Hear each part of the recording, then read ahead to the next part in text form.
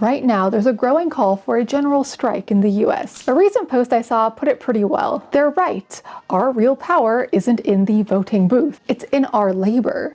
So what would that actually look like? Well, today marks the anniversary where in 1919, workers in Seattle answered that question. For the first time in US history, a general strike shut down an entire city. Workers ran their own food distribution, kept the streets peaceful, and made sure the vulnerable were cared for. It wasn't chaos, it was organized and effective. But the government?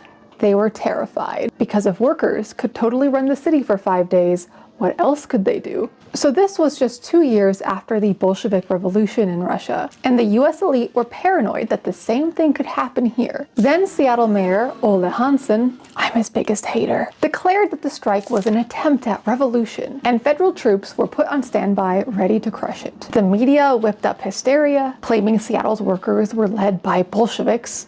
And so what if they were? And there was one very important Seattleite in this, Anna Louise Strong, a radical journalist who defended the workers. She very famously wrote, "We are undertaking the most tremendous move ever made by labor in this country, a move which will lead no one knows where." That fear, the fear that workers might actually realize their own power, is why the government had to crush the strike. Because no one knows where meant that maybe, just maybe, Seattle could have become the first American Soviet. And here's what I find one of the most crucial parts. The National Guard that was called in was armed. But the workers, they refused to arm themselves. The strike committee believed in keeping the movement peaceful, but that meant they had no defense when the government threatened to use force. That choice, avoiding escalation, may have been the biggest reason the strike failed. And be honest, did you ever learn about this in school? Probably not. The fact that workers once ran a major American city and that it terrified the government is not a story that they want you to know. Instead, they teach us that strikes are dangerous, that radicals are a threat, and that workers can never win. But what if we were taught the truth? What if we knew that labor movements once had the power to shut down entire cities? What if we knew that for 5 days, America nearly had its own Soviet of Seattle? What if our workers tried this again? The Seattle General Strike showed us what's possible. It also showed us the risks,